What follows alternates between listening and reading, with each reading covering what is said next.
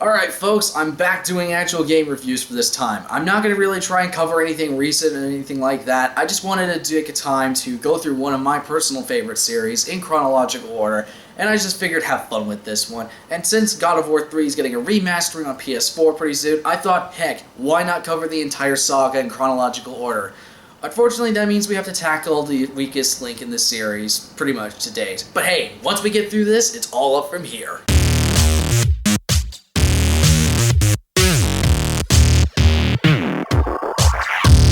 God of War Ascension. Now, the story of Ascension takes place at the very beginning of the God of War timeline, where Kratos, the ghost of Sparta, famous for murdering his own wife and child, serves Ares, the god of war. However, in the course of this storyline, Kratos begins the tale by being chained up at the Hecatoncheires, a prison built by the Furies in order to chain up people who are imprisoned for breaking their oaths or betraying their promises to someone or something.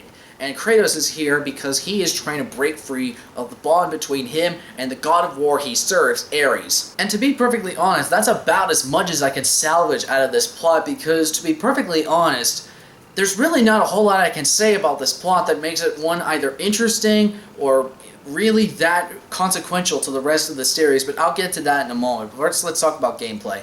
The gameplay itself is pretty similar to those found on the rest of the franchise, except God of War Ascension took a little bit of liberties or differences between it and the rest of the series. For one thing, you can upgrade your weapons in the original God of War games as well as this one to make them more powerful and get more combos and stuff like that. However, there's one key difference in this entry that makes it differ from the rest of the franchise, and what that difference is that it works off of a rewarding combo system, if that makes any sense, where you, instead of having the ability of doing all your crazy moves whenever you want just by doing a few button prompts and normal combos like you would in any other game, you have to basically keep doing basic combos over and over again and just make sure you get better about it and just not get hit continuously, and then by a point you fill up this meter that allows you to basically go berserk and say, okay, you basically did really well this whole combat sequence, now we're going to reward you by basically doing crazier versions of the combos that you already were doing.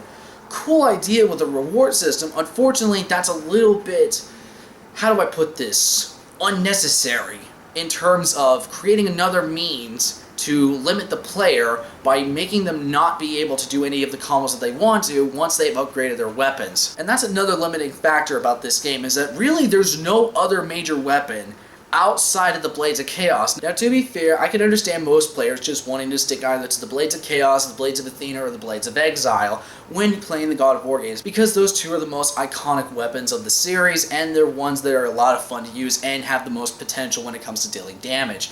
However, when it comes to actual gameplay variety, you get a little bit, I don't want to say bored, but it's repetitive. You do have a couple of magical powers that you get throughout the course of this game. However, this is going to lead into another big problem regarding not just the combat system, but throughout the entire game in general that's a problem.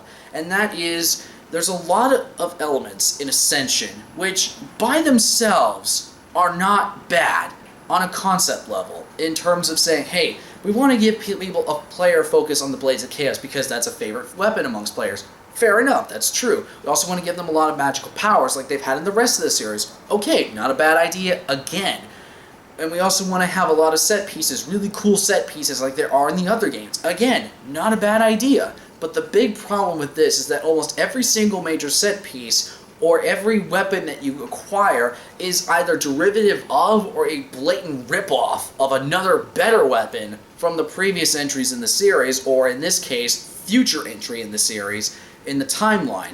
And that just does not make for any of the weapons to be very memorable. I mean, I've gone through this game twice, and outside of the Blades of Chaos, I pretty much can't tell you what are any of the weapons or any of the magical powers that you get outside of the Blades of Chaos. And sure, you get lightning from Zeus, you get ice from Poseidon, you get a little bit of solar from Hades, but again, all of that is derivative of other games in the series, and it just comes off as very uninspired. There's not really any major set piece in this game that is all that memorable, and it just feels very blah. I hate using that phrase, but that's just how this game feels. It's just very blah. And the problem with that is God of War games, even at their worst, usually give something to be memorable and have a weapon that's either really cool, a sequence that's really fun, a boss fight that's super kick-ass to fight, or unique in some way. But everything in Ascension doesn't have that. This is another problem that I've noticed in Ascension, and I will admit, I didn't notice this the first time. And it took me the second time through to realize what the problem was. And that's a problem with continuity. And I know some people might ask, well, Perry, how can there be a continuity issue when this is literally the first point in the series? And it's not so much a problem with story continuity, it's a problem in continuity of gameplay. Now, the problem with this gameplay continuity is going to get a little hard to explain, so I'll try to go as smooth and as consistent as I can. During the course of this storyline, about 80% of the tale takes place in a flashback. Before the first flashback that you take place, Kratos can power up his weapons just like any other God of War game. Sounds simple enough, nothing really wrong. However, when you go into the first flashback, you were at the exact same power level that you were prior to entering the flashback. So basically, nothing changes. It's just the time frame that you're in. And it's not like where you actually go back in time. This is literally him just thinking back to when he was here at this location. And by the time that you end the flashback, not only do you have your blades increase in power, but you also have new magical abilities and new tools. Now, the tools themselves make sense because of the fact that you acquire them for the Furies and they have stolen them from you. The problem with that is that once you actually acquire all this power during the course of this flashback, that same level of power is given to you at the very end of the flashback once you finish remembering what happened. So basically, if you think about it, all that Kratos has to do is remember what happened, and all of a sudden, boom, he has all his powers back. And that just creates a little bit of a problem where it breaks kind of an immersion factor, where you basically have him in a weakened state, and all of his powers are not there, and all of a sudden, boom, he remembers them and they're all back.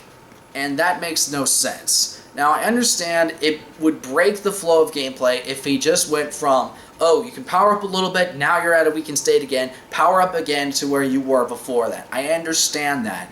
However, there is a way that you could have told this exact same story without having really any problem with continuity whatsoever in terms of either gameplay or story. And some people always like to make the argument it's not story that matters, it's gameplay what matters, but that's a whole different argument and philosophy for another day. That's the major problem with this story, is that not only does it have consequences in the story that are pretty much non-existent throughout the rest of the tale, the gameplay itself is pretty derivative of the rest of the franchise. The weapons themselves are not exactly that great to use, and they're pretty much rip-offs of the other weapons in the series that are better and much more entertaining to use.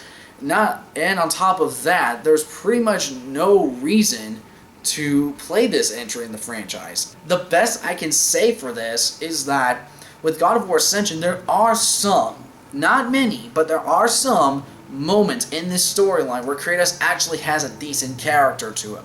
And I know a lot of people like to make fun of Kratos and say he's just a one-note dimensional character, he just goes around killing everything, he's just a rage-filled monster.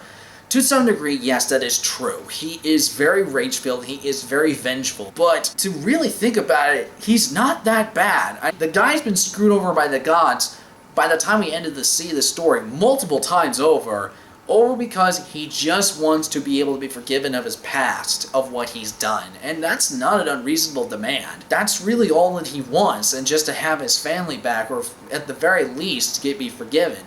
And so, during the course of this story, we actually see him being like either a decent father, being regretful, being mournful of what happened, and he's very chilled in this entry as opposed to the rest of the series where he is a lot more rageful, he's a lot more angry, and as the series goes on, you see him escalate in anger, and just how much he hates the gods and how much he hates being screwed over.